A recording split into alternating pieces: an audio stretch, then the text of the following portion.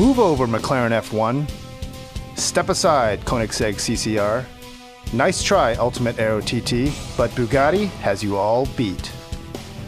The new Veyron Supersport makes 1,200 horsepower, 1,106 pound-feet of torque, and just shattered the production land speed record. How fast? Try 268 miles per hour.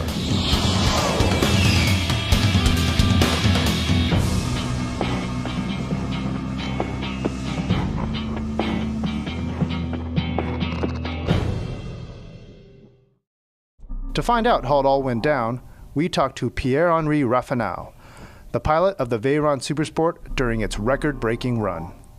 Okay, so I'm here with Pierre-Henri Raffinal. He's Bugatti's official pilot and also the world record holder for the production car top speed record. Now, Pierre-Henri, tell me, what exactly did you do when you did the top speed record? Basically, we tried the car on overall, which is based in Erlisig, which is in Germany, where we're doing all the tests for all the private car and the future car. And it's an overall of 23 kilometers with a straight line of 8 kilometers. And for the world record, you have to achieve that in both directions. So you have to do 2 attempts, and they will take the average speed. And how fast was the average speed? The average speed was 431 kilometers, which is around 268 miles per hour. So I had to do actually one run at 260 miles and one run which was very close to 270 miles. Holy moly. Now, what was it like at that speed? I think it's like you are in an area where you're discovering, things. Each kilometer it's making a new feeling, a new word, a new sensation.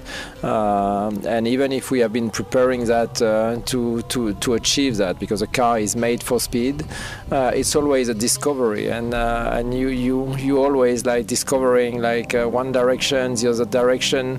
The tarmac is different from one direction to the other direction. Is when like you're shaving, one side is smooth, the other one is more rough, and it's the same with tarmac, and it's an old experience, a lot of stress coming out of that things, because you know that if something is going wrong, you have a basic chance not to come back to the pits to tell your engineer what was wrong. So it's like stressful, but also super exciting.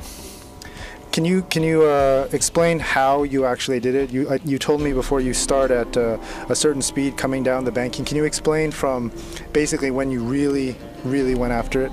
You have a procedure to try to make it as efficient as possible, and on this overall, you starting and just trying to go as quick as possible to 7-speed gear, trying to use like 200 kilometers, 120 miles, and then you go through the banking with the same speed, just changing gears down up to 4th, and just basically making the rev getting higher.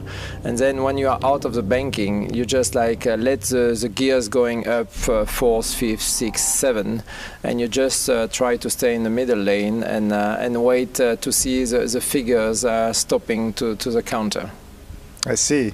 So what was the feeling like when you knew you had it? Like when you did that, say, close to 270.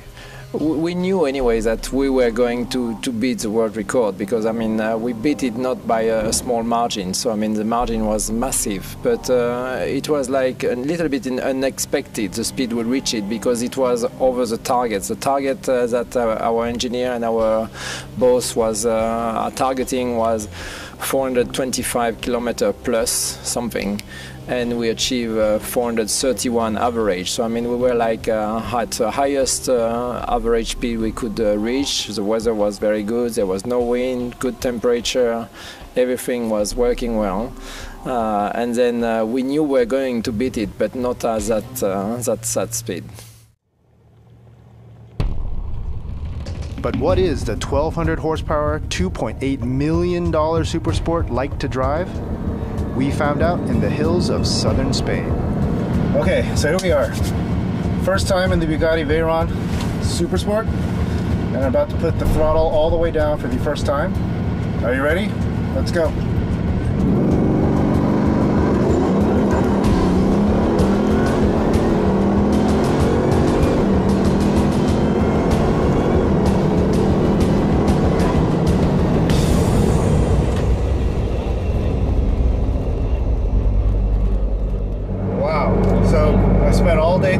driving the Bugatti Veyron, my first time. But not just any Veyron. I drove the all-new Super Sport, which makes 1,200 horsepower and 1,500 newton meters of torque. Absolutely insane vehicle.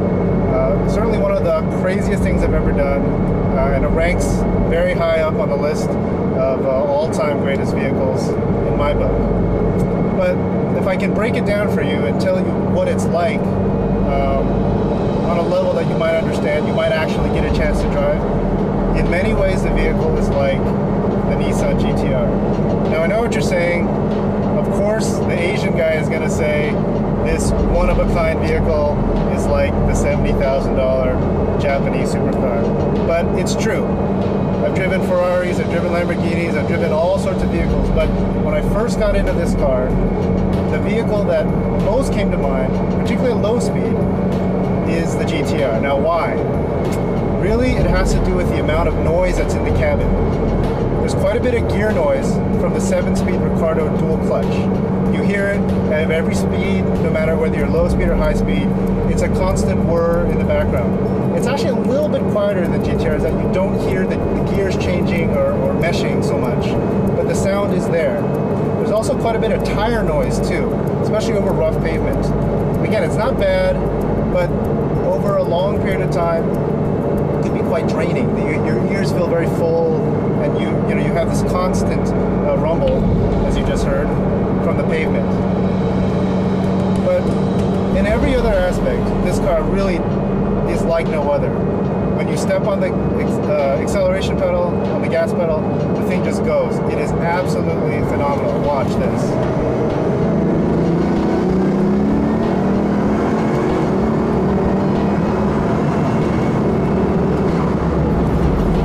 We hit 140 miles an hour. Absolutely insane. Completely nutty. And this thing is capable of far more. It is the current record holder for world's fastest production car. Well over 260 miles an hour. Absolutely insane. So I love it. It's very fast. It's actually very easy to drive. But I don't think I'll be able to buy one. I don't think you'll be able to buy one, because the thing costs about $3 million and they're only making 30 of them. So if you want one, if you want performance,